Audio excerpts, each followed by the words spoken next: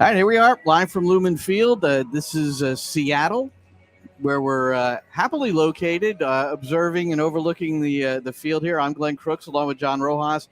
We're preparing for live commentary on the New York City FC network. That begins at 9:45 p.m. Eastern for you folks back home. If you happen to be listening on the West Coast, the local time for our airtime is 6:45. And John, it's great. Last time we were together, it was for the MLS Cup final, so perhaps we'll bring New York City more good fortune today here in the semifinals of the CONCACAF Champions League, the first leg. But first, we've got to. So we found out we're in the away NFL. Lumen Field is shared by the Seattle Sounders with the Seattle Seahawks, who are, you'd have to say, are the primary tenants, but nonetheless. Not really, but they share the stadium, yeah. Okay, they share the stadium. But so we're in the away NFL coaches booth. So when we walked in, we had these red phones, So this is like the defense coach's phone. John's got special teams. We've got the offense. We have offense here, Yep. So I want more offense. I would like to talk about offense. I don't want anybody to answer this. So so now, John, I wanted to show this because what's interesting on my Sirius XM show. Within the last 6 months or so, I've had a number of specialty coaches in soccer. Mm-hmm. I've had a throwing coach, the Liverpool throwing Of coach. course. I've had a substitution coach who's in charge of defining, when the best time, who to substitute, those sorts of things. And I'm going to eventually get a coach who just works with the midfielders, and so this is very interesting. What's going on, and a set piece coach, and we know New York City, Rob Artugian, gets an enormous amount of credit for setting up and preparing all the set pieces on both sides of the ball. But I think it's of note that soccer is going a little bit the way of American football by becoming more specialized in the coaching ranks, right? And then video too, of course. Exactly, and it's not only an American thing. During preseason, there was a Danish team on a tournament in Portland. They were playing a friendly tournament during preseason, and that team had 9 coaches on the bench. One for each player. And they were separating the work, defense, offense, set pieces, everything. They were all in the bench. So that's actually the way. And if you go to what you were talking about, like analyzing the game, video analysis, well, FIFA put together during the World Cup 1 analyst per player each game. Wow. Well, I bumped into Mehdi Belushi today. He's one of the assistants to Ronnie Dyla for New York City FC. And I had never asked him before. I said, so what is your responsibility on the bench? What are you doing? And he has a very specific responsibility of communicating with Daniel Fradley, the video coordinator, who's up here with us in another booth, and he will look and define the sorts of things where tactical adjustments will be made in game, correct, but also what they'll show at halftime. We talked about that a little bit too. It's like you can't show more than 2 or 3 things where the players their heads explode. But no, and it's a two-way communication. So the guy up top, right, the video analysis can say, listen, take a look at this and see if you can communicate this, right? And then he decided on the bench if he's going to talk to the coach about it. And from the bottom, from the line, from the bench, they can actually tell him, listen, I'm seeing this. I want a little piece of video for this, we're going to review it at halftime. And they work on that. So it's both ways. It's a double-way communication. Yeah, so we're here mostly to preview this semifinal. And Chris Sakonis will join us in a few minutes to take a close look at Seattle. He's got a couple of clips to share from Brian Schmetzer, the head coach for Seattle, who, he's an interesting story completely. And then also Christian Roldan, the U.S. men's national team international, but a guy who's such a major contributor here for the Sounders as well. But first I want to, the sights around here are remarkable. Anybody who knows me knows I love the mountains. But look at this. I want to show you this, John. Let's see if this can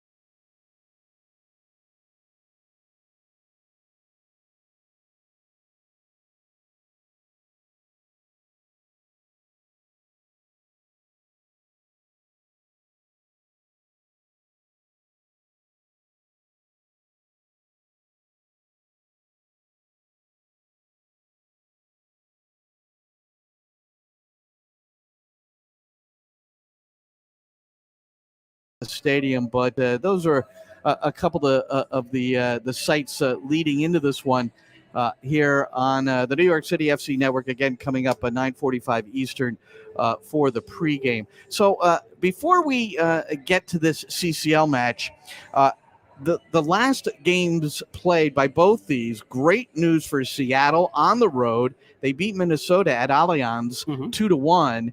But New York City, also on the road in Toronto, struggled, and they lost their match 2-1. So New York City, coming off the MLS Cup championship, is 1-3-1. And John, I like to pick your brains on soccer things. Your brain. Do you have more than one? Maybe that's why. It's only one for soccer, and the rest of life goes in another pocket.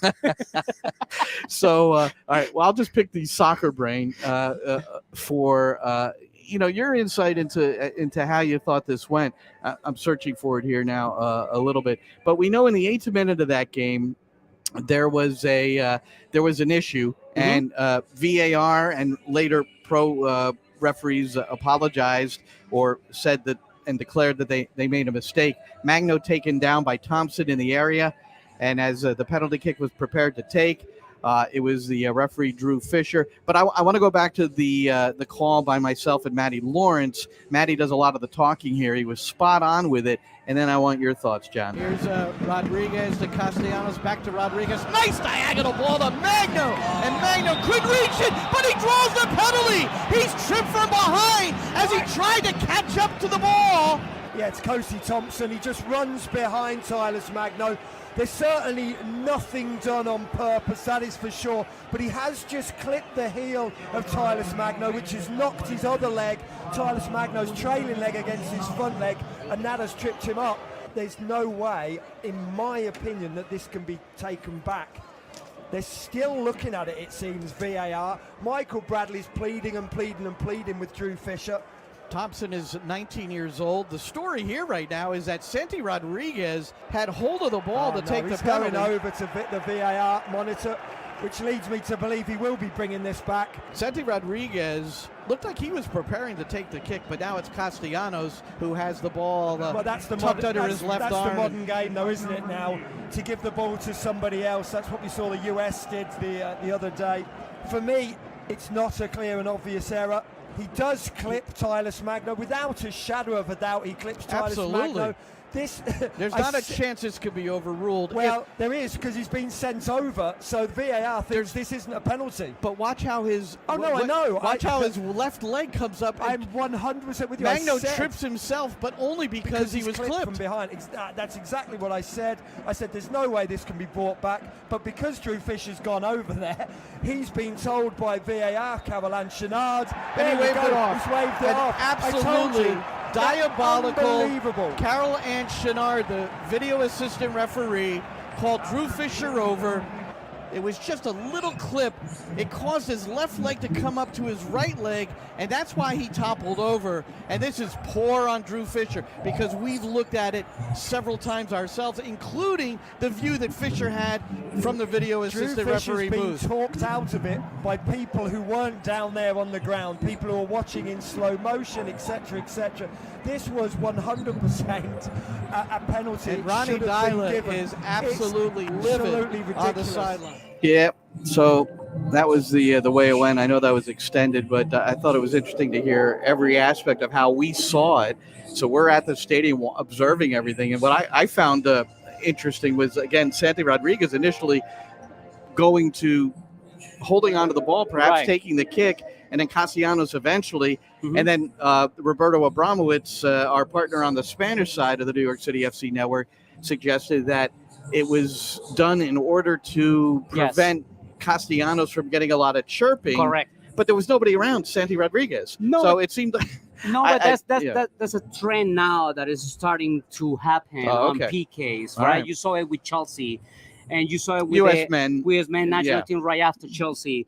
And now you see it. So every time it's sort of like the man laying down behind the wall now on free kicks. Exactly. Somebody sees it and then they pick up on it. Exactly. It's part of that. It's part of just a little mind game to get in there and get a little advantage on your taker. I have one other question about VAR, and I think we've hashed this one out. But on Sky Sports, I believe someone said it was Gary Neville, and I'm not sure who the other co-host was, and they were talking about video review, and their thought is that the referee who goes over the monitor should not be permitted to observe the call in slow motion. They need to look back in real time speed. Mm-hmm. And I had never heard that before, and I wonder. I'm still trying to contemplate what I think about that, because if you're trying to get the call right, slow motion can sometimes show that. What do you think of that? Correct. I mean, they do it in slow motion. They do it zooming into the play. They do it frame by frame, and they do it on real speed. Okay, that's the part of the protocol. Right. They have to do it, and they ask for those. And when the referee up top on the booth, or now at the centralized location, will have those images ready for the main guy to watch them. Correct. Yeah. The point is, it's totally a different play when you see it frame by frame and when you see it on regular game speed. And that's the big issue. And one thing that MLS was doing really good, the same way that MLS is doing it with the offsides, because MLS is not tracing any kind of, lanes or anything. They just let it go. Which has been positive. It is positive. It's one of the best ways to go at it. And MLS, the other thing that MLS was doing was making sure that you're not changing decisions if they are not really clear and obvious. Right. And this is an example of the big mistake. That's why Pro came out. It's not because it was foul or not. Right. It was because it wasn't procedure. The procedure it was was clear wrong. and obvious. So he should stick with his call on the field. Period. Plus, he was in perfect position to make the call. And correct. That's John Rojas, even though it says Glenn Crooks under his chin there. That's me. So I'm over here. We can share the names, not the bills.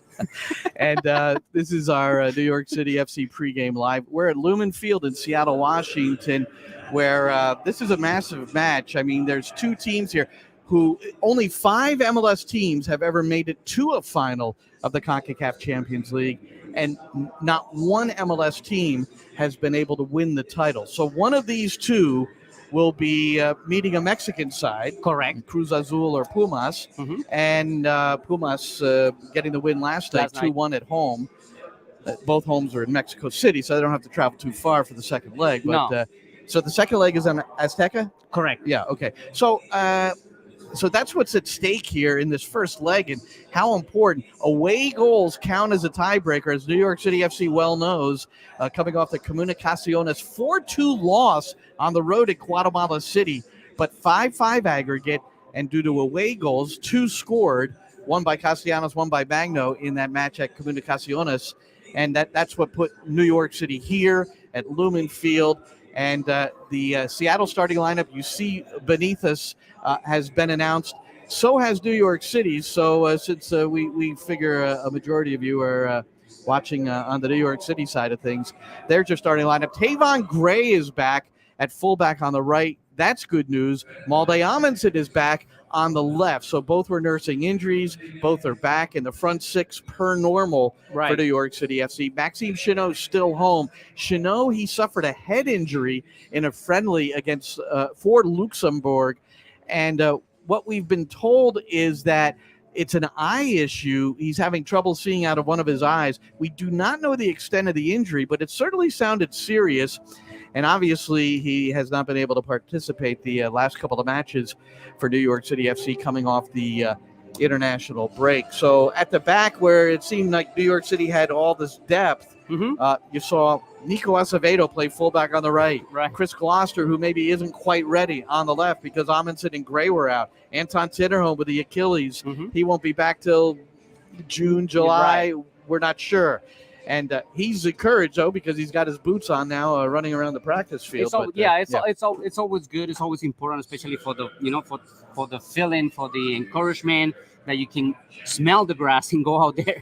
That's important for him, but it's still way far on his recovery process. It's just he has to be on the real pace, not on the winning list to play and be out there.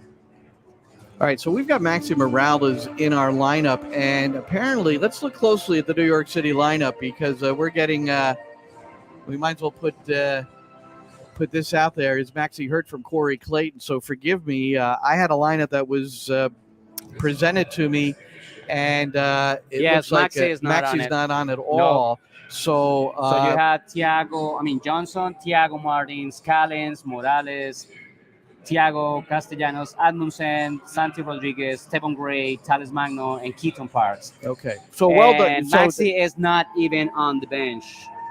So Thiago is in for Maxi. So that certainly will influence this one without the New York City playmaker. Thanks, Corey Clayton. So we've got obviously our audience helping us out here as well. You know, and we had to find out what happened, because it's a last minute thing. It's not, he wasn't carrying anything. Yeah, it's just last minute thing. We're not sure, and I'm certain I've seen him around the hotel. So we'll have to get more information on that. Before we get to Chris Sakonis in Seattle, Ronnie Dyla at his presser yesterday, one of the things he addressed was the artificial surface here. And the team has trained. They trained last night here at about 7 o'clock local time.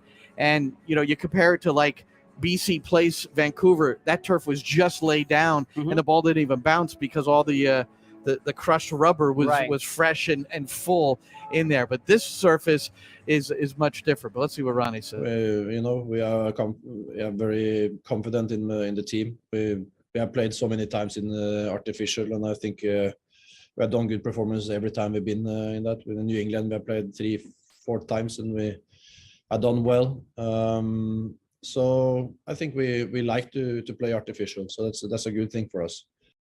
All right, Ronnie Dyla. Yeah, they look back and they keep referring to New England, Gillette, and then Portland at Providence Park on the turf winning the MLS Cup.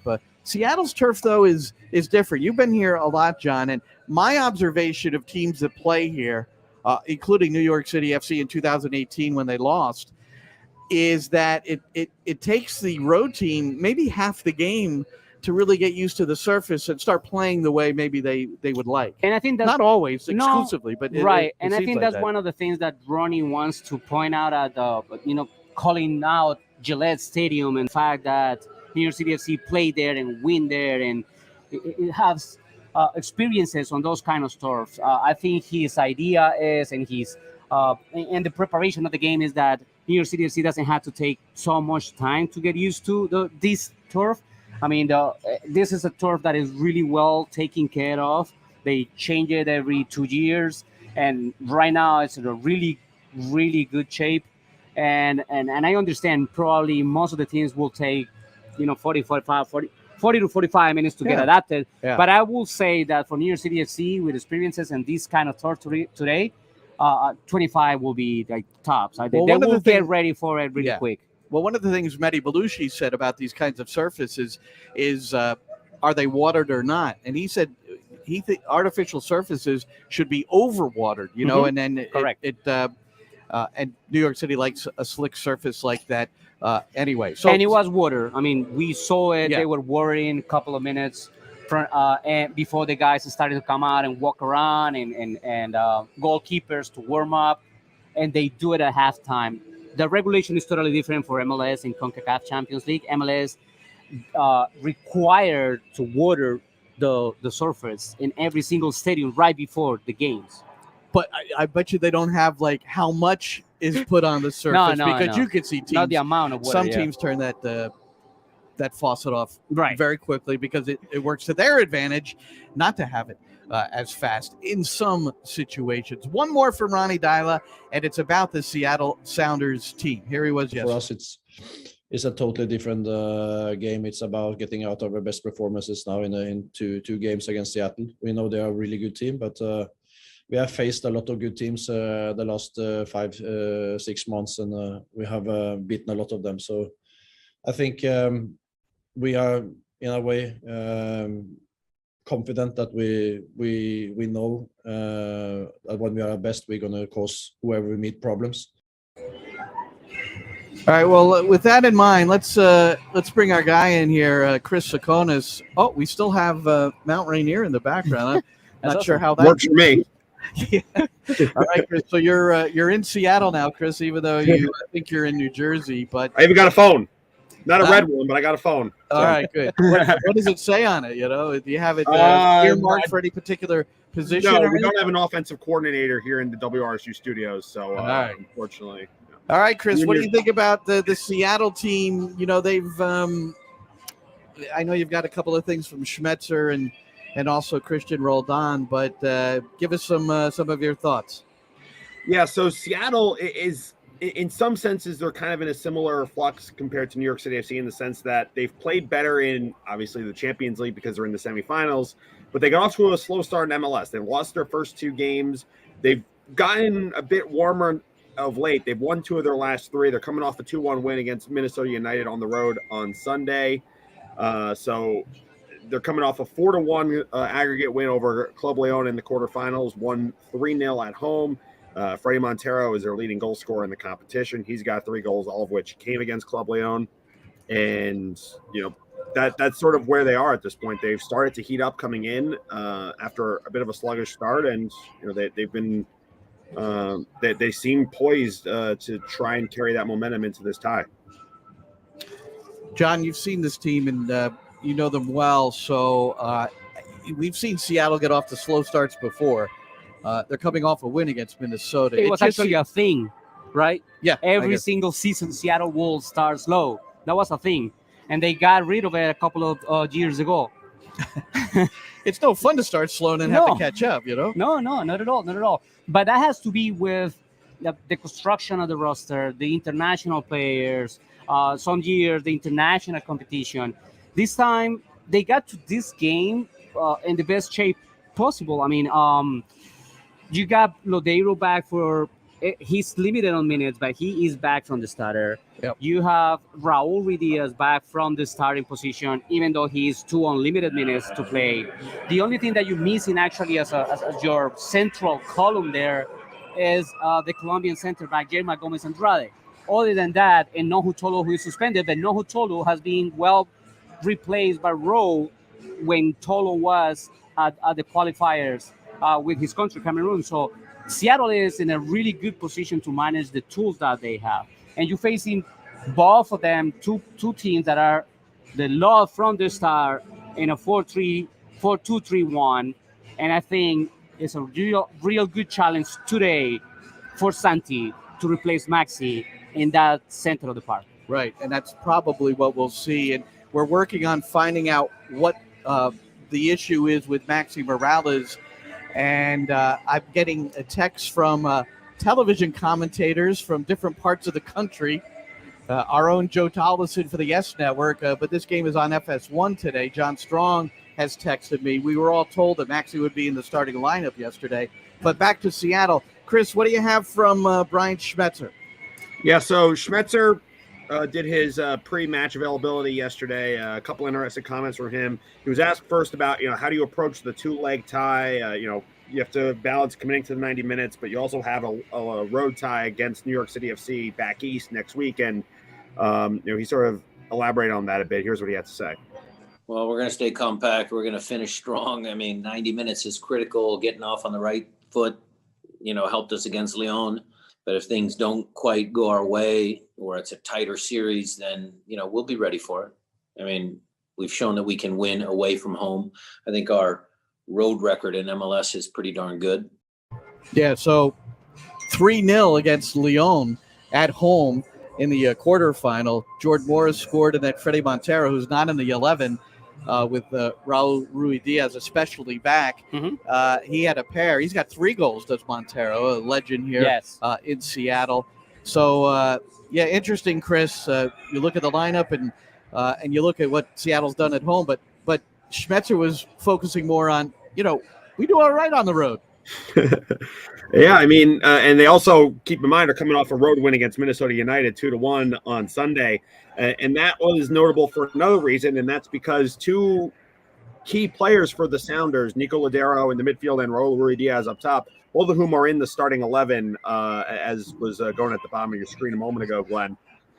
Both suffered injuries in late February, both missed the entire month of March, or pretty much the entire month of March. Nico Lodeiro played the opening 45 minutes. He started. He completed nearly 90% of his passes, had an assist on the opening goal. And as someone who hasn't played a ton this beginning of this year and then last year too, I'm sure Seattle's going to be very eager to have him back and regularly in the squad. And then Raul Ruidiaz, who was the Sounders' leading scorer last year with 17 goals in 26 games, came on at halftime, played the second 45, didn't score, but he's someone who really relies on his pace, his finishing ability to pose a threat inside the box, and he's definitely going to be someone that New York City FC is going to have to look out for. And just from what Brian Schmetzer said, it doesn't look like there's much of a restriction on them in terms of minutes, the way that they're actually John Rojas believes that there are. So let's get to that. Right. So what do you know, John? Yeah. As far as I understand, they both are on restricted minutes. Okay. Nico should be on 65 minutes, and Raul Nico on 70, Raul on 65 minutes. That should be their restricted minutes. And that's from, inside the coaching staff. And, of course, it has to be with how the game goes and how they're feeling. But they would love not to use them more than that. That's the idea with both of them. Okay. What else you have from Schmetzer there, Chris? Yeah, I was going to say, because he had said the other day that the reins were off, but I didn't have the information. So thank you for bringing that to us, John. The other thing also from Schmetzer was, he sort of was asked about, the contrast between him and New York City FC. New York City FC, a lot of people have pointed out, have had a little bit of a rough start in terms of MLS play. And particularly he touched on, struggling to score goals. And he sort of drew a parallel between those two. So here's what he had to say about that. Well, look, I've been trying to fight a narrative that we were not good in our league form and good in our Champions League form here in Seattle earlier this year. So I don't buy into the fact that NYC is struggling to score goals. I mean, they've got too many talented players. And 5 goals in 5 MLS matches. Tati Castellanos, Golden Boot winner, no goals yet in 2022 in the league play, but he's second overall in CCL with 4 goals.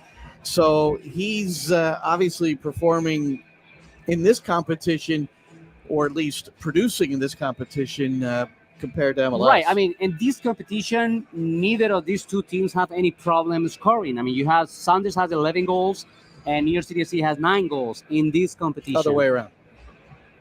Sounders 9? Yeah, let me see.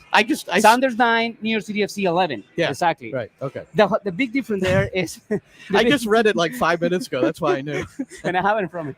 And the big difference there is the quality of the competition. You know, I mean, oh sure. Of course, Sounders had a little bit more quality on the previous leg against them than New York City FC. But at the end of the day, they're both here. And for both of these clubs, these will be the biggest series in their history, right? Because they both want to be on that final. And Sounders went twice to this competition, Conca Champions League, and they couldn't get to the final. And New York City FC is the first time that they are champions, but now if they get to the final of the Conca Champions League, that trophy that we left together in Portland is history. Chris, one more quick one. I know you have Christian Roldan, and he is a guy who certainly is an igniter for Seattle, part of this group of players that's just worked so well together. What about Roldan?